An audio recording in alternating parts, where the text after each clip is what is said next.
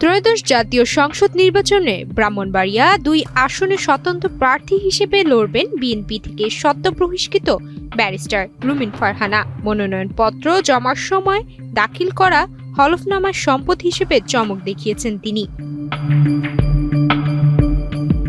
হলফনামায় নিজেকে সুপ্রিম কোর্টের একজন আইনজীবী হিসেবে উল্লেখ করেছেন রুমিন ফারহানা। তবে তার ঘোষিত আয় ও সম্পদ বড় ধরনের পরিবর্তন এসেছে ৬ বছরের ব্যবধানে। এই সময়ে তার বার্ষিক আয় বেড়েছে ২২ গুণের বেশি। একই সঙ্গে স্থাবর সম্পদের তালিকা বেড়েছে কয়েক গুণ। ২০১৯ সালে তার জমা দেওয়া হলফনামার সঙ্গে ২০২৫ সালে ত্রয়োদশ সংসদ নির্বাচন উপলক্ষে জমা দেওয়া হলফনামার তুলনায় এই তথ্য পাওয়া গেছে। রুমিন ফারহানা ২০১৯ সালে বার্ষিক আয় দেখিয়েছেন ৪,৩৪,১০০ টাকা। এর মধ্যে আইন পেশা থেকে আয় ছিল ৪ লাখ টাকা এবং ব্যাংক আমানত থেকে আয় ছিল ৩৪,১০০ টাকা। আর ২০২৫ সালের হলফনামায় তার ঘোষিত বার্ষিক আয় বেড়ে দাঁড়িয়েছে ৯৭,১৪,১৭৩ টাকা। অর্থাৎ ৬ বছরের ব্যবধানে তার আয় বেড়েছে অন্তত ২২ গুণ। স্যান্ডেলিনা সো, রূপচর্চায় আভিজাত্য।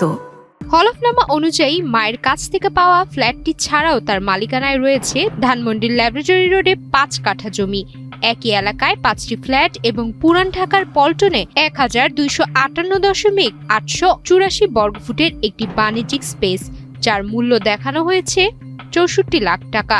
এসব সম্পত্তির অধিকাংশই উত্তরাধিকার সূত্রে প্রাপ্ত বলে উল্লেখ করা হয়েছে, ফলে সেগুলোর জন্য কোনো ক্রয় মূল্য দেখানো হয়নি।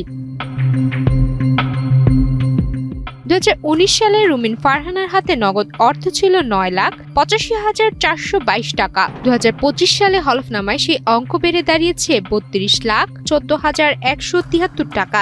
এর মধ্যে ব্যাংকে জমা রয়েছে ৩০,৪২,৬৯৪ টাকা এবং হাতে নগদ রয়েছে ১,৭১,৪৭৯ টাকা। দুই হলফনামাতেই তার নামে ১০ ভরি স্বর্ণালংকার থাকার তথ্য রয়েছে, যা উপহার হিসেবে পাওয়া বলে উল্লেখ করা হয়েছে। তবে ব্যাংক আমানত, শেয়ার, বন্ড বা অন্য কোনো বিনিয়োগ তার নামে নেই বলে জানিয়েছেন তিনি। ২০১৯ সালে তার বিরুদ্ধে ডিজিটাল নিরাপত্তা আইনে করা ৩টি মামলা ঢাকায় চিফ মেট্রোপলিটন ম্যাজিস্ট্রেট আদালতে চলমান ছিল। সর্বশেষ হলফনামা অনুযায়ী নতুন আরেকটি মামলা সহ আগের সব মামলার একই আদালতে নিষ্পত্তি হয়েছে। নতুন হলফনামা অনুযায়ী আসন্ন নির্বাচনে রুমিন ফারহানা মোট ২৫ লাখ টাকা ব্যয় করার পরিকল্পনা করছেন। এর মধ্যে ২০ লাখ টাকা আসবে তার নিজস্ব আয়ের উৎস থেকে, অর্থাৎ আইন পেশা থেকে, এবং ৫ লাখ টাকা ধার নেবেন খালাতো ভাই প্রবাসী গলিব মিয়ার কাছ থেকে। বিএনপির প্রভাবশালী নেতাদের একজন রুমিন ফারহানা। গত ১৭ বছরে বিএনপির পক্ষে রাজপথ থেকে শুরু করে গণমাধ্যমে সক্রিয় ছিলেন তিনি। আওয়ামী লীগ সরকারের পতনের পর শুরু হয় নির্বাচনী প্রস্তুতি।